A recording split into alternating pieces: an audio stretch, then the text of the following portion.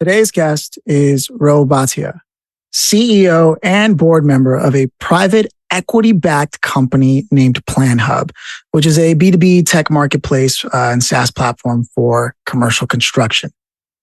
Now, I was excited in particular about this conversation because it's, number one, not often that I get to talk to someone in the construction space. I do have some experience previously, thankfully, working with a company directly that was in a different phase of the construction industry, not pre-construction, which is where PlanHub is focused and has actually been the first to streamline the process of what's being done, who's doing it, and how is payment going to happen. And you would think this was something that was solved, but it wasn't, and it was a mix of many different people, and anyone that did solve it made it extremely inaccessible to, we're talking the not necessarily the bottom, but these smaller people in the markets, like private roofers, right? And the list goes on. It's usually these solutions are usually very robust, and their designs are super robust and very modern and completely removed from the very people doing the work, which likely have at their most advanced spreadsheet experience. Everything else is done pen and paper. And sure enough, that's exactly what Ro was talking about, and how they essentially took their approach of designing the UI to fit those kinds of expectations. This conversation is going to be a masterclass, not only of product design, product market fit, but also of what it means to be a leader that can take a company from 1 to 20 to 20 to 100 and counting, and what it takes and what kind of support system you need in place and the perspective you need. So without further ado, Bhatia. Ro, thank you so much, man, for taking the time to stop by. I'm actually really excited because I rarely get to talk to people in the construction space. And I believe wholeheartedly that not enough people are looking at the construction space. And because it's like one of the oldest industries, right? And more tech needs to come to it as a population begins to age out. Like, this is something that I had done a lot of work with recently with another startup I was helping. So for me, I have a very, very good understanding to some degree, more than someone just hearing it for the first time, of how important it is to bring tech into construction. So first of all, what happened just before you got to where you are today as CEO and board member of PlanHub? Yeah, well, first, thanks for having me, Philip. I'm looking forward to this discussion. And you're absolutely right. Construction is still the oldest industry, and I think the technology still lags from an adoption perspective. It's still a very much meet up in person, shake hands, get to know each other better before we start working together kind of industry. And there's a lot of goodness to that, right? But just like anything, the technology helps from a collaboration standpoint. A little bit of story on me. So I've been with the company for about 2 years now. Before that, I've mostly been with technology sector. Originally from Bay Area, actually in Palo Alto right now, Bay Area. Did your typical kind of the big Google, Yahoo, eBay kind of companies. Did my stint there. Had actually acquired a small company out of the sky, based in Tampa, Florida. And didn't know anything about how to run a small company. But I put my own money, so I was like, all right, we got to make it work. Otherwise, this is, family's not going to be happy about it. Dove deep with my partner. I tell people everything that could have gone wrong, did go wrong initially at a startup, life of a startup, if you will. But in the end, everything that could have gone right ended up going right. We grew the company from a really small 20 people company to about 100 some and sold it to a private equity. I found out, I was at Home Depot. I spent a few years at Home Depot doing residential construction. Fell in love with the construction industry, residential wise, and obviously my wife and I, we partake in real estate investment. There's something about it. It's gratifying when you learn a little bit more about the construction industry. So when PlanHub opportunity came along, I was super psyched about it. And all I saw was potential. We're a small startup. We're still about 100 people. And I think when our founders started the company about 10 years ago, honestly, they didn't know what they were embarking upon. They just wanted to make sure that they're enabling subcontractors, and think of subcontractors as roofers and plumbers and electricians and whatnot. They wanted to make sure that they're connecting with each other in a more seamless way and not just kind of emails and whatnot. And 10 years later, we have coined this term called pre-construction, and it's catching on now, where it's not just networking. There's a lot more to it. What happens once you have built a network? You optimize that, kind of like LinkedIn, but better, just for focus on construction industry. So that's really the basis of it. I've been with the company, like I said, for about 2 years. The company is doing well, growing. We're hiring more people. I've got tons of stories, and one quick story, and then I'll pause. You mentioned it's such an old industry. I was literally talking to a GC about 7 or 8 months ago, $1 billion GC, general contractor, big company, big firm. And I kid you not, this guy, when I asked him, so how do you manage your vendors? How do you collaborate?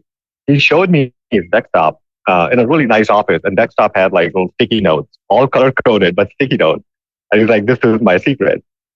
I'm like, wow, you got to be kidding me. He's like, no, I use sticky notes to manage my vendors and manage bids. And like, wow, this is the next level. I mean, had you have said spreadsheets and email, I would have understood, but sticky notes. So our competition really is pen and paper for the most part. So ton of opportunity, ton of potential. I'm looking forward to this discussion.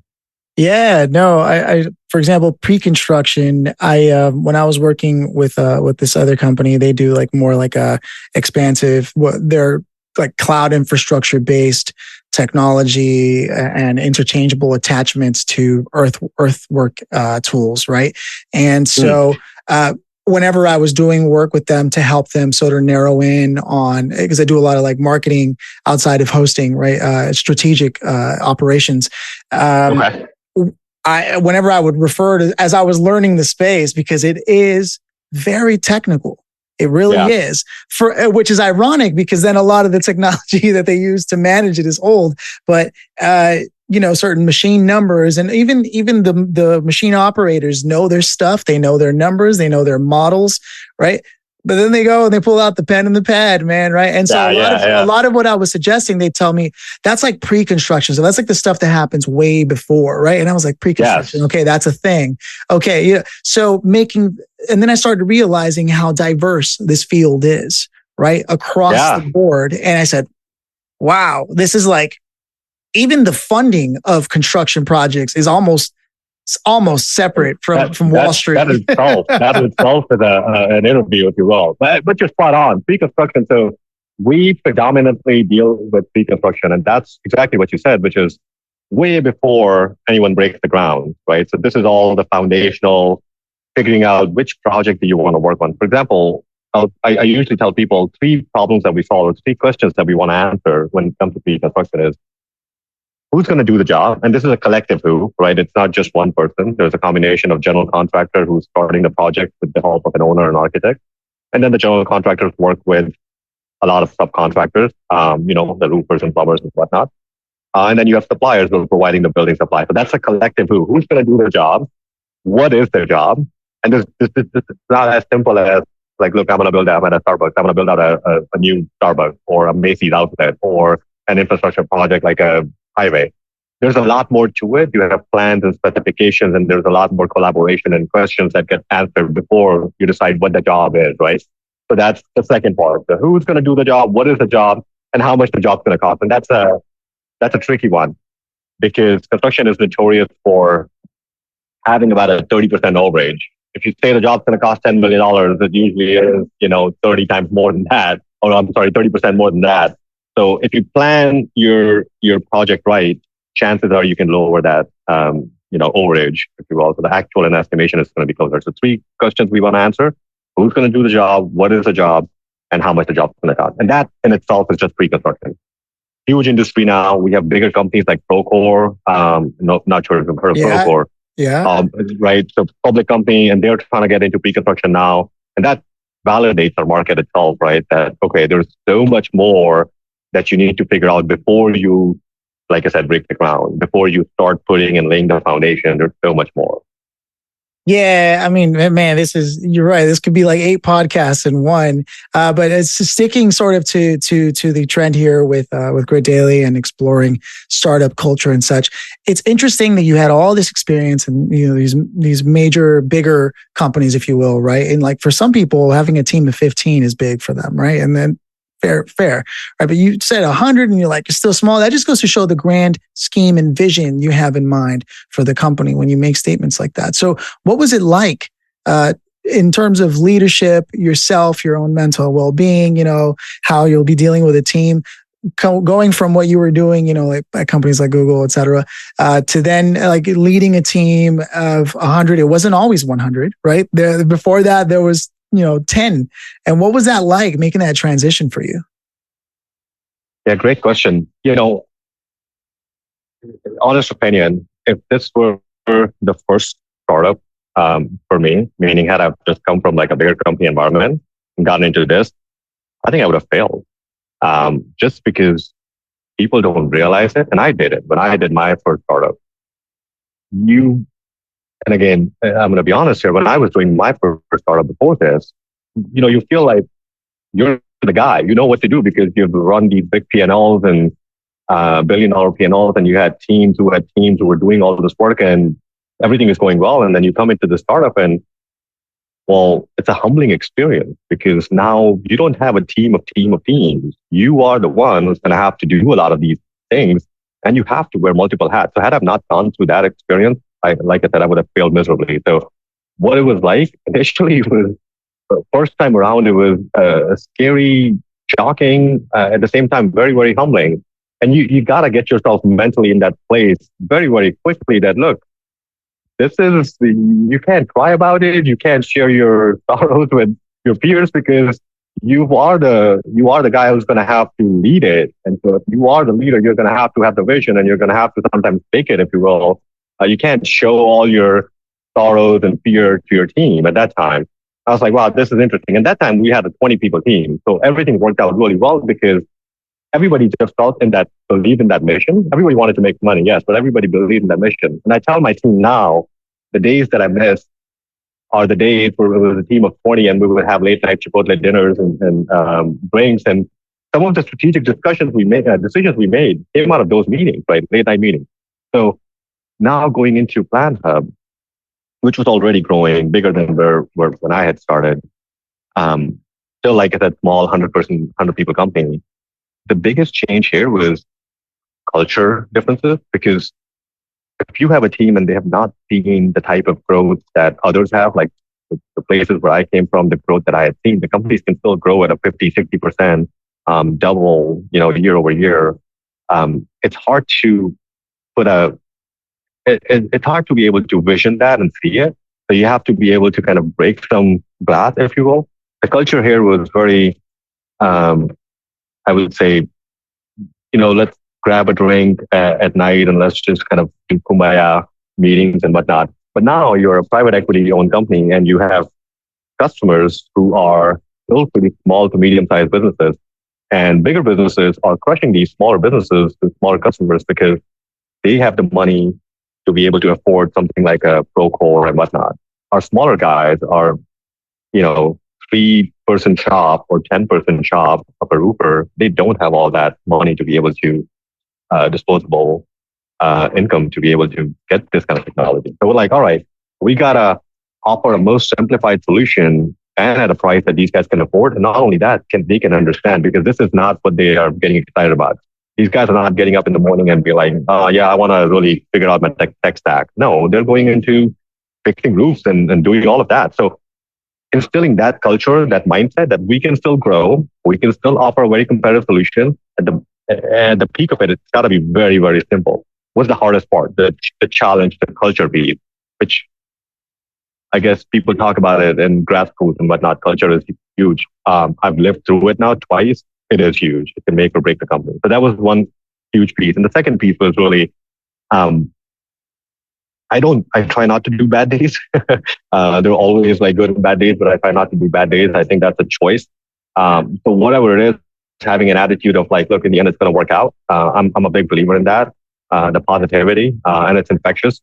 And not to the point where you have like these, if you're unrealistic, yeah, you could be realistic, but you could still have a little bit of like this, things are going to work out in the end. Don't worry too much about it. If you're having a not so good day, let's fast forward and get to the next day.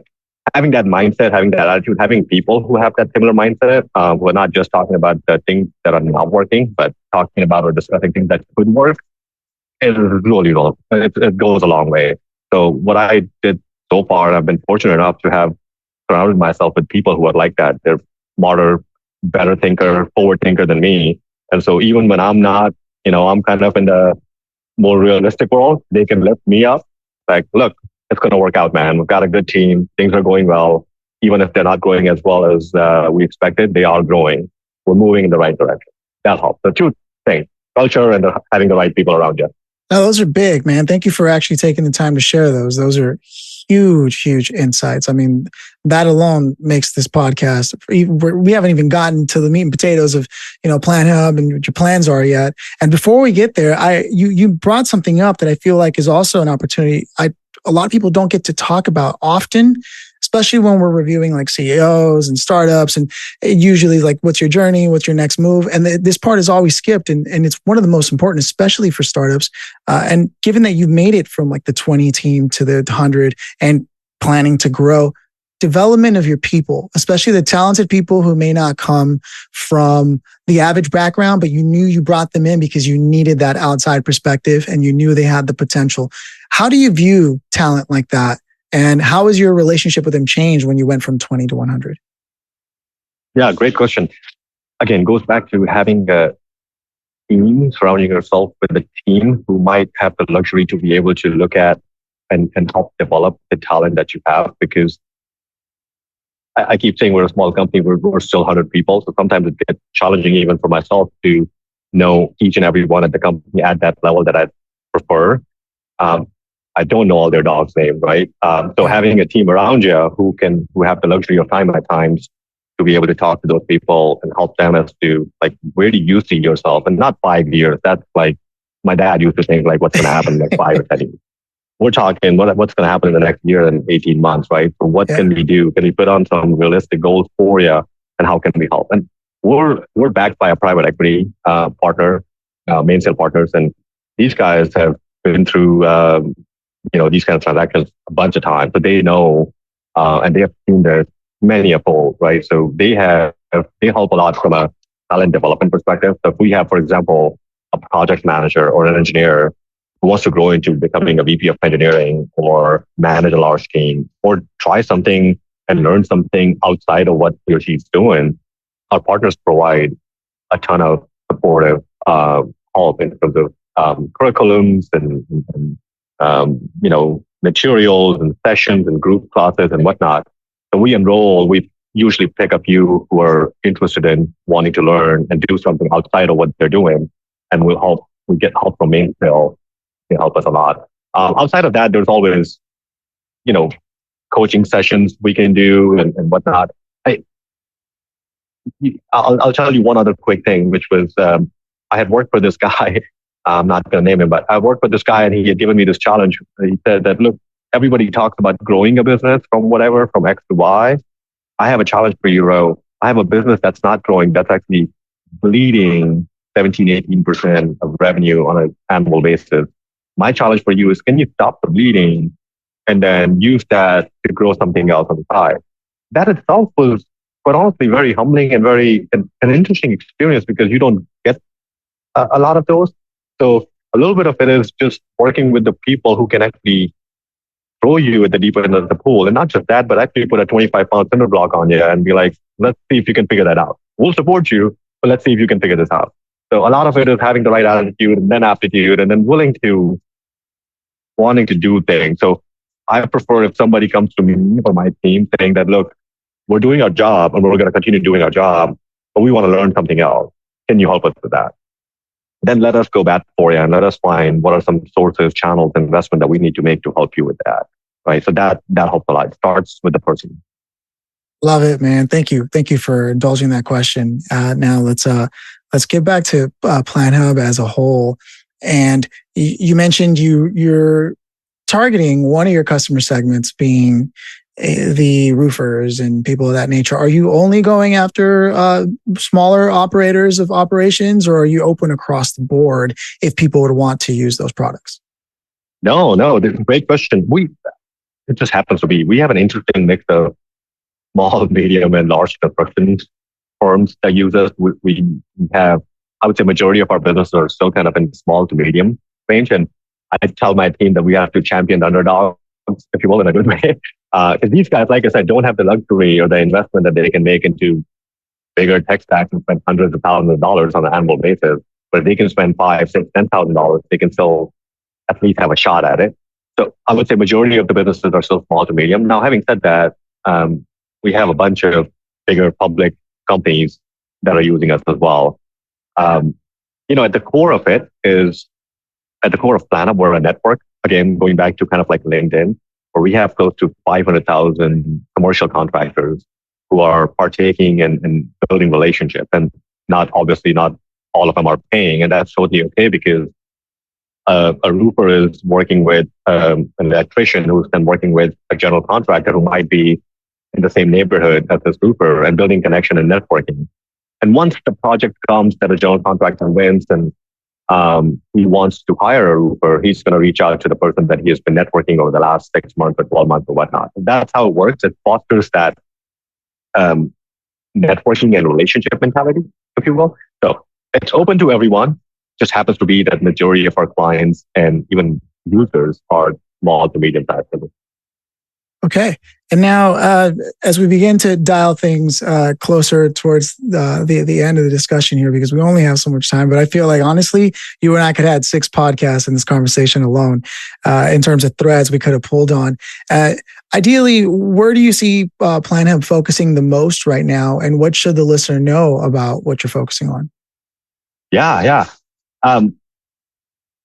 Like I said initially, our competition, it's a fragmented industry, right? There's a lot of different solutions that people have to plug together to make it work. And like I said, if I'm a roofer, and I spent good 30 some days while I was at Home Depot, literally with these guys. We used to joke around 2-check on our truck, and there's reality to it. I spent a bunch of time with these guys, just kind of living a day in the life of a roofer and an electrician and what they would do. We decided we're going to focus on, while the world is thinking about AI and all of that, and we're going to do that too. But not to the point where it's just, checking the box. It has to make sense. These guys, like I said, they're not getting up in the morning and thinking about, how do I get my collaboration seamless by using a technology like that? That's not top of the mind, right? They just want something simple. They're smart people. They just want something simple because they don't want to put their attention into technology. So our goal, and where we're going to be, we have embarked upon this quite honestly, we developed on this idea of pre-construction, and we have streamlined this entire pre-construction process, which includes and has a lot of tentacles to it. What we take pride in, and we're going to continue to focus on this, is being the end-to-end platform, if you will, for all things pre-construction. The 3 questions that I was telling you about that we're going to answer: who's going to do the job, what the job is, and how much it's going to cost. That itself today is done amongst and distributed amongst 5 to 6 different companies that a contractor has to use. And we're trying to bring all of that in one platform. So the thing that I take pride in is you go from finding a job that you want to work on, to finding the people who are going to work on that job, to understand what the job is and download the plans and specifications and schematics, to then running the measurements and estimating the cost of that job, and then sending it back to the person with a bid that, hey, I'm ready to do this job, and then collaborating. All of that in one platform without you ever having to download a single file or move to a different platform. And nobody in the industry is today doing that. So that's usually vision is something that is a little bit further out. And I used to say that it's our vision, but we're actually very close to achieving that. Everything is happening already. Now it's a matter of like putting some bells and whistles around it. So yeah, that's where we, aspire to be. Just one single platform that you have to worry about, and not 20 different companies that you have to think about. I mean, it sounds to me like you were able to cross the chasm. You were able to secure the key relationships you needed with your customers in order for it to actually gain traction That must have been extremely difficult on the uplift, because if where we started with our conversation, we know that this is pen and paper, but it's not just pen and paper. It's people behavior, right? Of using pen and paper. What were those early discussions like? I know we're diving deep as I was thinking of closing things out, but it's just, that's such an important thing for all startup founders. And I imagine it was a hard time for PlanHub. Yeah. I have my own stories. Our founders have their stories. You're spot on. Behavior is something, and like I said, had this been the first time I did this, I would have failed miserably, because I would have tried to change the behavior. One learning I've had over the years is just meet the customers where they're at. Don't try to change their behavior. Example being, we just launched this solution called Takeoff, and not to get into nitty-gritty, but think of that as a very simpler measurement tool. You can go into a house or a Starbucks layout, and then you can use that tool, and it will tell you how many 2x4s are there and whatnot, right? We had to make sure that takeoff tool, we could have gone in multiple different ways. We had to make sure that takeoff tool looks and feels like a spreadsheet, because people are so used to using spreadsheets. So just the idea of that, we didn't have to, because there were easier and better and more evolutionary ways to do it. But we had to make sure that the learning is kind of gradual. So just such a small kind of tidbit that we had to make sure that they're used to kind of seeing this.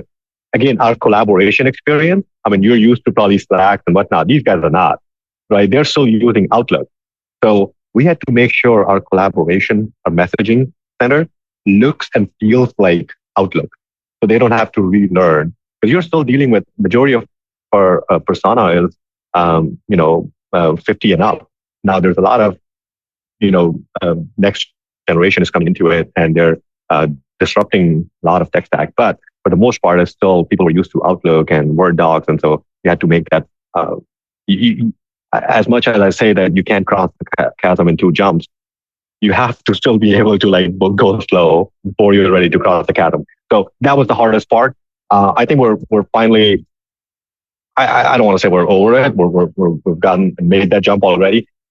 We're in the process. There's going to be always education that's going to happen. The only thing we have to show is if they can see the value quickly, if they can feel like they're the super users and powerful users, that they figured it out, man, that's a win. Then they'll do the marketing and they'll do the influencing for you. You don't have to worry about it. All we need is just one user, one person to try it out, and then they'll be the mouthpiece. Honestly, it's been a long time since I've heard someone really develop a product the way that you have, and you and your team, and the way you looked at it. It makes so much sense, because that is definitely an obstacle that I heard was a big one in the industry in terms of moving it into 2023 instead of 1984, right? And so how ingenious is that? Because I take it for granted that I can look at these icon and glyphs that are all over the modern UIs of most applications. Like, let's look at the hamburger menu, for example.